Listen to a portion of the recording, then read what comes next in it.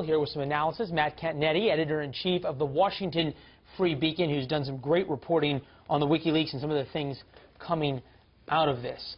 When you see these emails, it seems pretty clear that there is a quid pro quo of putting a couple $1 million to the Clinton Foundation, and Secretary of State Hillary Clinton is either going to show up or will at least say she shows up and then maybe renege.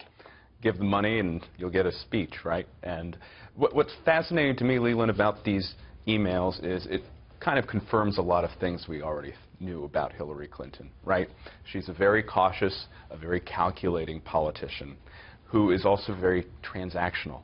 And so whether it's giving a speech in return for a $12 million donation or maybe even favor trading. Remember, she cited Lincoln in the second debate and that movie where he's trading favors in order to get the 13th Amendment passed. This is who Hillary Clinton is. And that type of personality and those traits would follow her into the White House if she wins.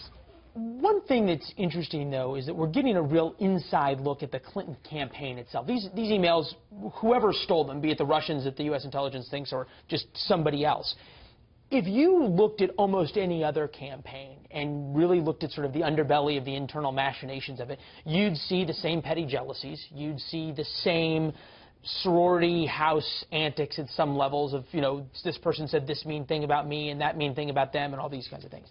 The question is, would you see that kind of favor trading in the transactional behavior of you vote for my bill, I vote for your bill, you do this for me, I'll show up at that event?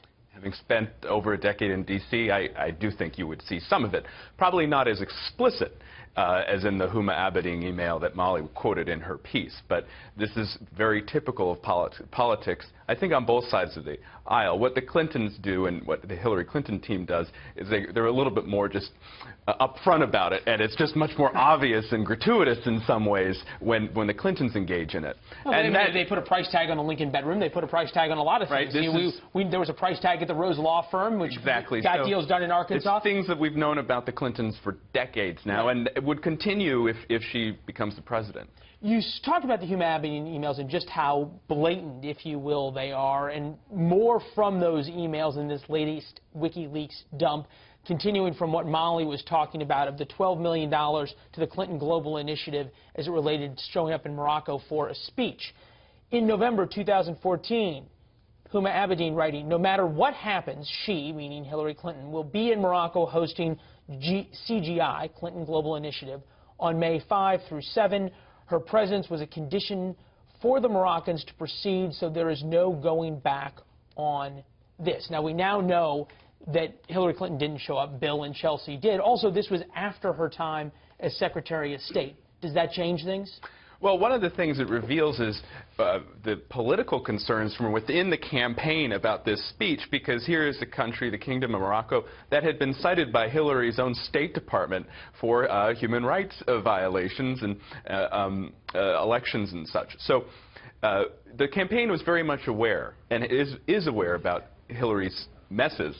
And in these emails, it's very interesting to see them try to clean them up. There's that other great email where one of her top aides says, you know, the one thing we know about Hillary is that she has suboptimal political instincts, right?